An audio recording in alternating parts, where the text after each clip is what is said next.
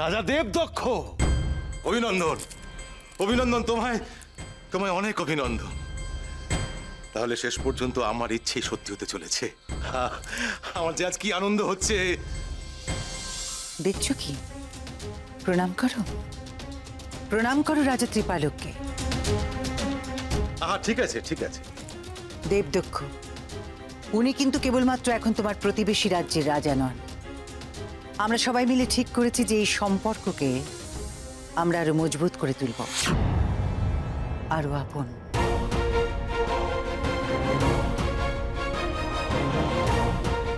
রাজন, তোমায় দেখে বিভ্রান্ত লাগছে। বেশ, আমি তোমার বিভ্রান্তি দূর করে দিচ্ছি। রাজন, তোমার কাছে একটি প্রস্তাব আছে আমার। তুমি আমার একমাত্র কন্যার পানি গ্রহণ করে আমাকে নিশ্চিন্ত করো।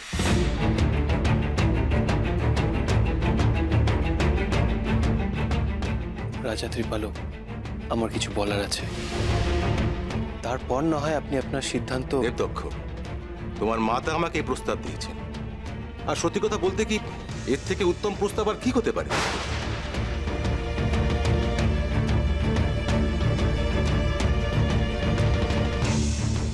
আমরা দুই প্রতিবেশী রাজ্য, পরস্পরের সঙ্গে বন্ধুত্ব থাকলে দুদেশেই শান্তি বজায় থাকে। আর তা না থাকলে সেই যুদ্ধ বিগ্রহ, লোকক্ষয়, সম্পত্তি ক্ষয়, দুদেশের মধ্যে অযথা গোলমাল লেগেই থাকে।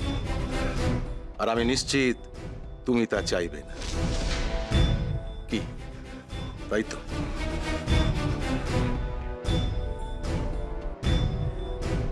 দাসী, দেখছো কি, যাও শাঁখ বাজাও, মিষ্টি আনাও। এতে মহা আনন্দের ঘটনা। দুই প্রতিবেশী রাজ্য নিজেদের মধ্যে আত্মীয়তার বন্ধনে বাঁধতে চলেছে, মহা শুভ ঘটনা। আর শোনো, যাও, রাজপুরোহিত, মহামন্ত্রী সকলকে খবর দাও যে তারা যেন এই মুহূর্তে রাজসভায় আসে। প্রত্যেককে বলো এই মুহূর্তে রাজসভায় উপস্থিত হতে।